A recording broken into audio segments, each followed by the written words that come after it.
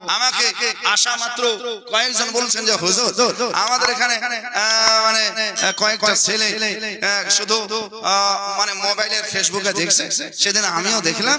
তো অতি বলছে যে মানে মসজিদে জামাতে খাড়া হতে হলে মানে আঙ্গুলে আঙ্গুল ঠাকাতে হবে, পাঁচ হিতরে আঙ্গুলে আঙ্গুল ঠাকাতে হবে, এটা নাকি বুখারী শরীফে লেখা আছে।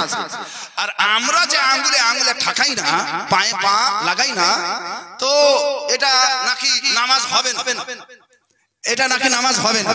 তো এরকম কোন কথা আছে?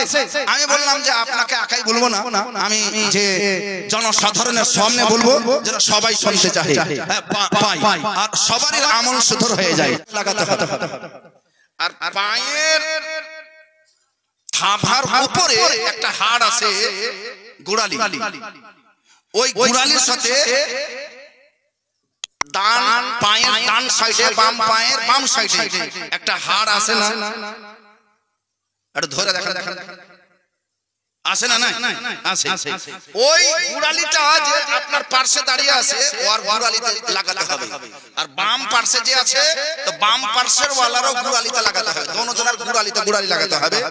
আর এই যে হাঁটু আছে হাঁটুতে হাঁটু লাগাতে হবে, আবার কাঁধাতে কাঁধা লাগাতে হবে। পসিবল আছে? সম্ভব আছে? এই দুজন দাঁড়িয়ে দেখেন যে আপনার গোড়ালিতে গোড়ালি লাগবে, পায়ে পা লাগবে, হাঁটুতে হাঁটু লাগবে, আর কাঁধাতে কাঁধা লাগবে। আর আপনি এই অবস্থায় এদিকেও ঠাকিয়ে রাখতে পারবেন, আর এদিকেও ঠাকিয়ে রাখতে পারবেন, এদিকেও লাগিয়ে রাখতে পারবেন, এদিকেও লাগিয়ে রাখতে পারবেন। এক ওয়াক্তের নামাজ পড়ে দেখান তোর নানি মরে যাবে এইরকম নামাজ পড়তে পারবে? তাহলে হাদিসে লেখা আছে, তো হাদিসে তো আছে লেখা, হাদিসে আছে লেখা, কিন্তু তুমি যেটাকে বলছো পায়ে পা লাগাতে হবে, হাঁটুতে হাঁটু লাগাতে হবে, গোড়ালিতে গোড়ালি লাগাতে হবে, কাঁধাতে কাঁধা লাগাতে হবে, এই লাগাটাকে বাদ দাও, লাগাটা বাদ দাও, লাগাটা বাদ দাও। তাহলে কি বলতে হবে? হাঁটু হাঁটুর সামনে থাকবে, গোড়ালি গোড়ালির সামনে থাকবে, কদম কদমের সামনে থাকবে, আর কাঁধা কাঁধার সামনে থাকবে। যারা ঝুঁকে বলো সুবহানাল্লাহ, আরে আরো জোরে বলো সুবহানাল্লাহ। এই হাঁটুতে হাঁটু লাগা বলছো, এখানে তোমাদের তরজমা ভুল হচ্ছে। হাদিস ঠিক আছে, তোমার ব্যাখ্যা ভুল আছে। হাদিস ঠিক আছে, হাদিস ঠিক আছে, তোমার তরজমা ভুল হচ্ছে, তোমার অনুবাদ ভুল হচ্ছে। তুমি বাংলাতে যে তরজমা করছো যে পায়ে পা সাঁটাতে হবে, আর তোমার পেটলা মৌলভী বলছে একবারে সাঁটিয়ে রাখবে, না হলে বিড়ালের মতো শয়তান ঢুকে যাবে। এতে তো সাঁটিয়ে মানে পায়ে পা লাগিয়ে তো সাঁটিয়ে দিলে, আর মাঝখানে যে ফাঁক হয়ে যাবে রাগ যে ঢুকবে, এটা কি করবে? এটা ছোট শয়তানকে তো থেমে নিলে, বড় শয়তানকে কি করবে? এর মানে মৌলভী সাহেব শুনেন, আপনাকে পা পায়ের সামনে বরাবর রাখতে হবে।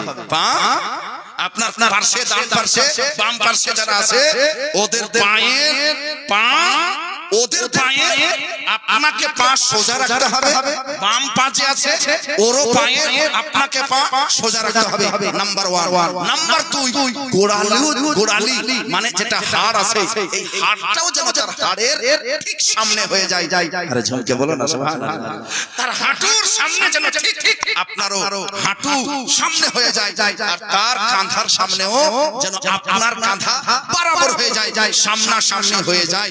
আর একটা যদি সেটে যার হাত তো আরো ভালো, আর যদি না সারতে পারছেন আর বরাবর হয়ে আছে, নবী মুস্তাফার সুন্নাত, সাহাবায়ে কেরাম বলেন এটাকেই বলা হয় সুন্নাত। যারা ঝুঁকে বলো সুবহানাল্লাহ, এটাকেই বলা হয় সুন্নাত। হুজুর এতক্ষণে বুঝতে পারলাম এই মৌলভী ভুল তরজমা করছে। মুসলিম শরীফের হাদিসে লেখা আছে, হাদিসে আবু দাউদ শরীফের হাদিসে লেখা আছে, অমান্য করছি না আমি, হাদিসে লেখা আছে।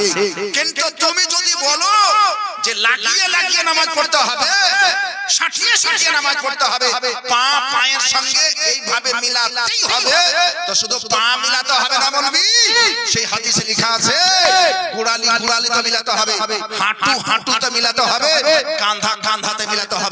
কটা জিনিস মিলাতে হবে? পা এক, গোড়ালি দুই, হাঁটু তিন, কাঁধা চার, বাপের বেটা হোস একবার এরকম সাটিয়ে দেখিয়ে দে। পারবি না। তাহলে সাটা তরজমা করতে হবে না, লাগানো তরজমা করতে হবে না, মিলানো তরজমা করতে হবে না। ইলসাক মানে সামনা সামনি হওয়া। যারা জীবনকে বলো সুবহানাল্লাহ। আর যখন সামনা সামনি হয়ে যাবে তখন আলহামদুলিল্লাহ আপনার তরজমাও ঠিক হয়ে যাবে আর নামাজ সেই হাদিস মোতাবেক হয়ে যাবে। একটা কথা ঈমানদার সহকারে বলেন যে আমরা সুন্নি জামাতের মানুষ, হানাফি জামাতের মানুষ, আমাদের পা ছিতরাই না, আমাদের পা ফাড়া হয় না, আমাদের পা ছিতরা হয় না, আমাদের পা 8 আঙ্গুল ফারাক থাকে, আমাদের পা 10 আঙ্গুল ফারাক হতে পারে, আমাদের পা 6 আঙ্গুল ফারাক হতে পারে, 12 আঙ্গুল ফারাক হতে পারে। আমাদের এত ফারাক হয় না, কিন্তু আমাদের পা পায়ের সোজা থাকে, হাঁটু হাঁটুর সোজা থাকে, কাঁধা কাঁধার সোজা থাকে। এক নম্বর হাদিসের প্রতি যদি আমল করছে তো হানাফি জামাত